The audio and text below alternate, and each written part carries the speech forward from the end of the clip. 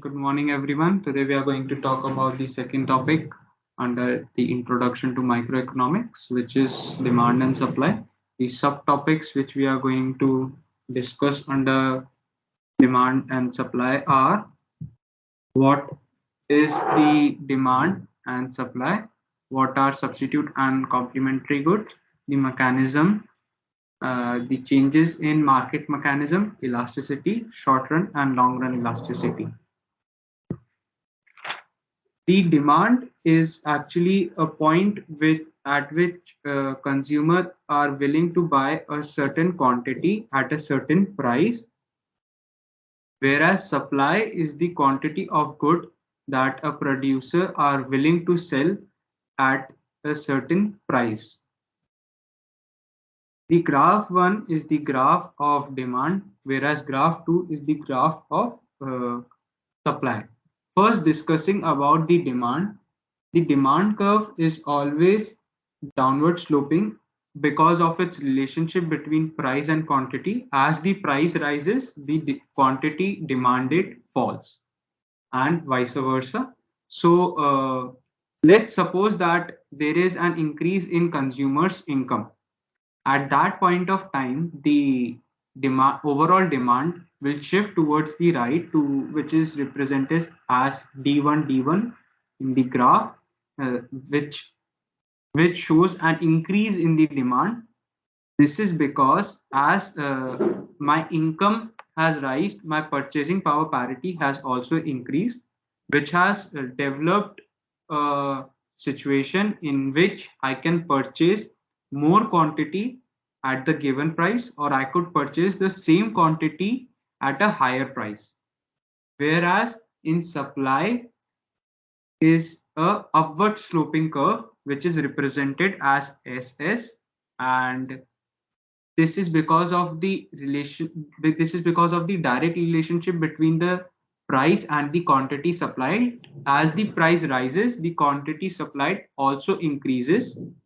Suppose a producer is selling Q1 quantity at price P, and suddenly the cost of his raw material has reduced. So here comes two situations. One is that he could he could supply more quantity at the same price, or the same quantity at a lower price.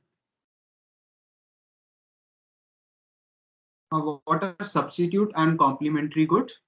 Substitute are two goods for which an increase in the price of one leads to an increase in the quantity demanded of other, whereas complementary goods are two goods for which an increase in the price of one leads to a decrease in the quantity demanded of another. The good example for substitute goods would be Coca-Cola and Pepsi. Suppose the price of Coca-Cola rises by 2 rupees, whereas at that point of time, the price for Pepsi remains the same. So in certain situations, the consumer will shift towards Pepsi from Coca-Cola because they are getting same thing at a lower price, whereas complementary goods have some relation between them, such as petrol and cars. If the petrol prices rises, the demand for cars will always fall.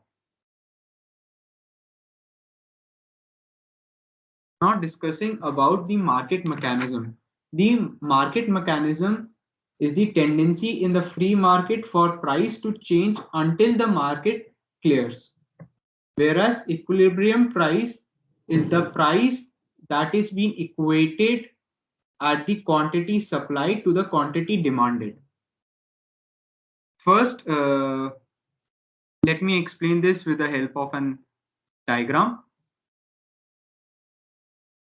So as you can see that there, the intersection point of line S and line D is E. This point actually is the equilibrium, which we have discussed in my previous videos. From this equilibrium, we can get an equilibrium price P and an equilibrium quantity Q.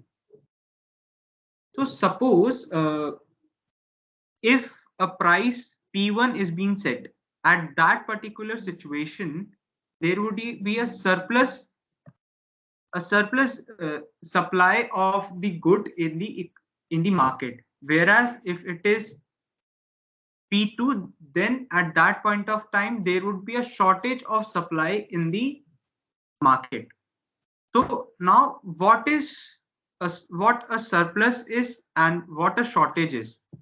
Surplus is the situation in which quantity supplied exceeds the quantity demanded, whereas shortage is the situation in which the quantity demanded exceeds the quantity supplied. So now, if we have to, if we have to, if we have to be there in the market and sustain long, we have to always attain the point of equilibrium, so that there is a win-win situation for both the supplier and the producer, and both can continue their cycle of buying and purchasing and can meet their needs. So that's it for today. Tomorrow we would be covering the rest of the part, and till then please like, share and subscribe to my channel. Thank you and have a good day.